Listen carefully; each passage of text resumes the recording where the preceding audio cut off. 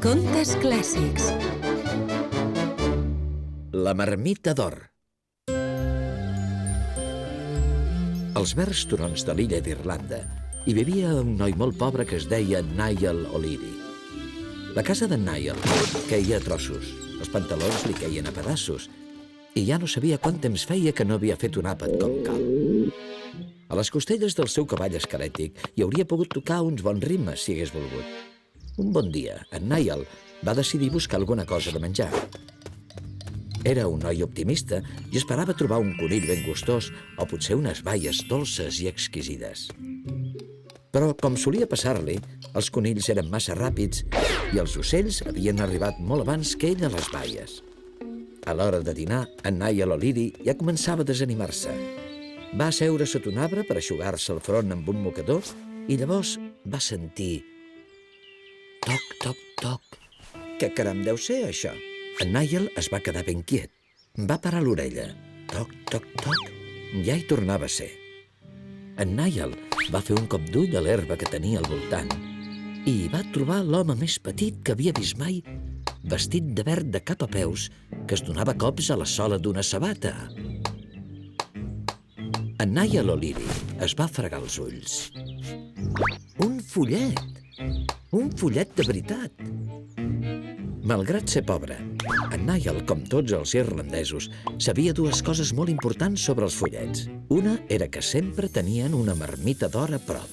I dues, que si els atrapaves i els premies amb molta força, t'havien de dir on la tenien.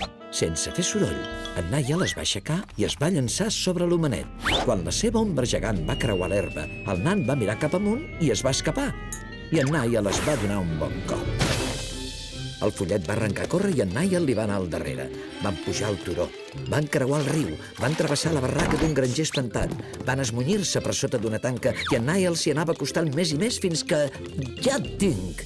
Els seus dits tenien ben agafada la cintura del follet. Treu-me les mans de sobre, tros de bèstia! El follet va gemegar, però Niall O'Leary no el volia deixar anar, no fins que li digués on tenia amagada la marmita d'or. Si em deixessis respirar, tros de soca, potser t'ho podria dir. Va remugar el follet. Va prometre a en Niall que si el deixava anar li revelaria el seu secret. En Niall va somriure d'orella a orella perquè havia sentit una altra cosa dels follets, que no podien trencar mai una promesa. Així que, a poc, va deixar l'indignat homenet a terra. Després d'allisar-se la roba, el follet va fer uns quants passos cap a l'esquerra i va assenyalar el peu d'un arbust. És just allà, però està enterrada a molta profunditat. No la desenterraràs sense una pala. En Niall O'Leary no tenia cap pala. Aquell matí en sortir de casa no havia previst que hauria d'acabar. Va mirar a dreta i esquerra. Tot el camp era ple d'arbustos idèntics. Si se n'anava a casa a buscar una pala, com tornaria a trobar aquell arbust concret? Per què no lligues el mocador a l'arbust? Així recordaràs quin és quan tornis. En Niall O'Leary va arrufar les celles. I si era un truc? Però el follet va aixecar la mà en senyal d'innocència. No tocaré el mocador, t'ho prometo. I ja saps que els follets no podem trencar una promesa. I així en Niall O'Leary se'n va anar cap a casa pensant en totes les coses que faria amb la seva marmita d'or.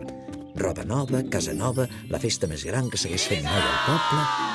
Quan tornava cap a l'arbust, ja sabia en què es gastaria fins a l'última moneda d'or. Quan va arribar al cim del turó, va veure el seu mocador vermell onejant amb la brisa. Va riure de felicitat. Aviat el tresor seria seu. O potser no. A prop va veure un altre mocador vermell lligat a un altre arbust. I un altre, i un altre. Tot el camp era ple de mocadors vermells que onejaven lligats a tots els arbustos que hi havia. En Niall es va desesperar i a través de la brisa va sentir la rialla malvada d'un follet molt llest i barrut que s'anava allunyant. Val a dir que els follets són uns homenets molt astuts, però no tenen el cor de pedra perquè, tot i que en Niall O'Leary no va aconseguir la marmita d'or, va obrir la botiga de mocadors més gran de tota Irlanda.